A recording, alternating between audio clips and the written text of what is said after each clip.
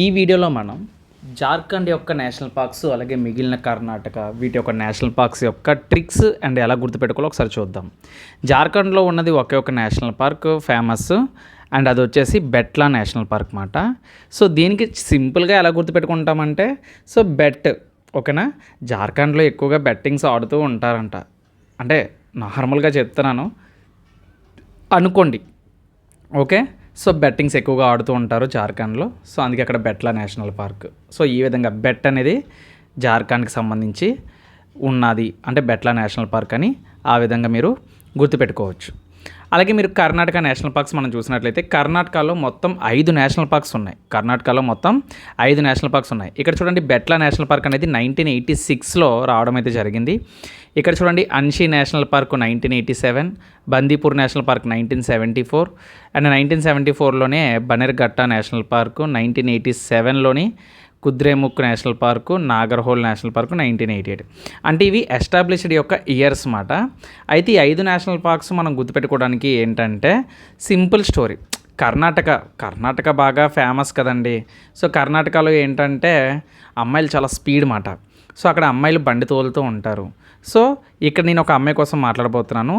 తన పేరు అన్షి ఒకసారి బండిలో పెట్రోల్ అయిపోయిందని చెప్పేసి దగ్గరలో ఉన్న నాగర్హోల్ పెట్రోల్ బంకుకి వెళ్ళి పెట్రోల్ కొట్టించుకుంటుంది. అమ్మాయిలు ఈ రోజుల్లో బండి తోలడం అనేది ఒక సాధారణ విషయం, దాంట్లో ఆశ్చర్యపోవడానికి ఏముందో చెప్పండి. అయితే కర్ణాటకలోని ఫేమస్ పెట్రోల్ బంక్ ఏదంటే నాగర్హోల్ పెట్రోల్ బంక్. అక్కడ ఎటువంటి మోసాలు జరగకుండా చాలా జెన్యూన్గా కొడతారన్నమాట పెట్రోల్. అండ్ అమ్మాయిలు కూడా ఈ మధ్య ర్యాపిడోలు కూడా వేసిన వాళ్ళు ఉన్నారు చాలామంది. సో ఈ అన్షి అనేది తను ఎప్పుడు కూడా బండి నడుపుతూ ఉంటుంది, ఫోటోలో చూసారు కదా. సో తను ఇక్కడ అన్షి బండిలో ఇక్కడ ఏదైతే నేను రెడ్ మార్క్ చేశానో ఈ రెడ్ మార్క్ అనేది మీరు గుర్తుపెట్టుకోండి ఓకేనా. ఇక్కడ చూడండి అన్షి బండిలో పెట్రోల్ అయిపోయిందని దగ్గరలో ఉన్న నాగర్హోల్ పెట్రోల్ బంక్కు వెళ్ళి పెట్రోల్ కొట్టించుకుంది. ఇది స్టోరీ మాట.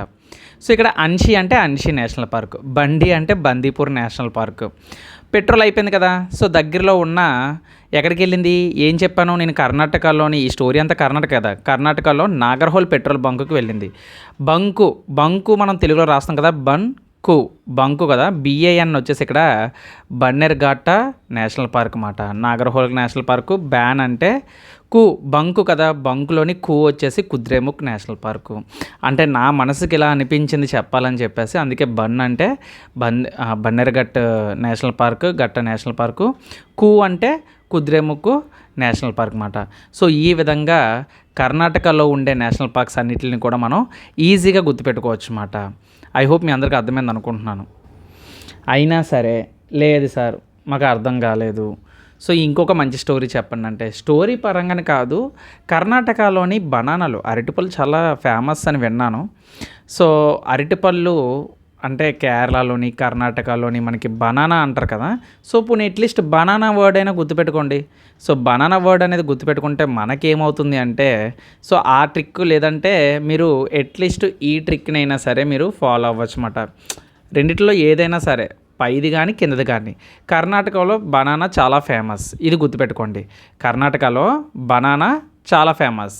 ఈ బనానాలో BAN అని ఉంది కదా, ఈ బనానా అంటే BAN అంటే బందీపూర్ నేషనల్ పార్క్, అదే BAN అంటే బన్నెర్ఘట్ట నేషనల్ పార్క్. ఇంకొక A వచ్చేసి అన్షి నేషనల్ పార్కు, నా వచ్చేసి నాగర్హోల్ నేషనల్ పార్కు. బనానా చాలా ఫేమస్. ఓకే అన్నది నేను లాస్ట్లో యాడ్ చేశాను, ఎందుకంటే K కోసం కుద్రేముఖ్ నేషనల్ పార్క్. అంటే నువ్వు ఎవరితో చెప్తున్నావు కర్ణాటకలో బనానా చాలా ఫేమస్ ఓకే అని చెప్తున్నావు అన్నమాట.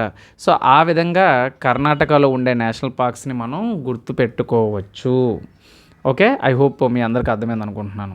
సో ఈ 2 ట్రిక్స్లోని మీ ఏదైనా యూజ్ అవుతుంది, ఏదైనా నీకు సింపుల్గా ఏదనిపిస్తే అది, ఈ 2 అర్థం కాకపోతే నీ ఓన్గా నువ్వే ఆలోచించి నీ సొంతమైన ట్రిక్ని నువ్వు ఎస్టాబ్లిష్ చేసుకో, అంటే నీ మైండ్లో క్రియేట్ చేసుకో. సో నేను ఎప్పుడైనా ఖాళీగా ఉన్నప్పుడు ఇలాగ నేషనల్ పార్క్స్ చూసి దాన్ని మైండ్లో రివైజ్ చేస్తూ ఉంటాను. సో నాకు తట్టినవి మీకు టైం వేస్ట్ అవ్వకుండా నేను ప్రజెంట్ చేస్తున్నాను. సో చాలా కష్టపడుతున్నాను వీటి కోసం. సో చాలా ఎక్కువ ఆలోచిస్తున్నాను కూడా మిగిలిన టైం గురించి.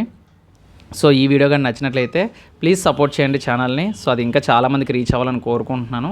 సో కుదిరితే లైక్ చేయండి, షేర్ చేయండి మీ ఫ్రెండ్స్ తోటి. సో మళ్ళీ నెక్స్ట్ వీడియోలో మళ్ళీ కలుద్దాం. Until then keep watching. Jai Hind.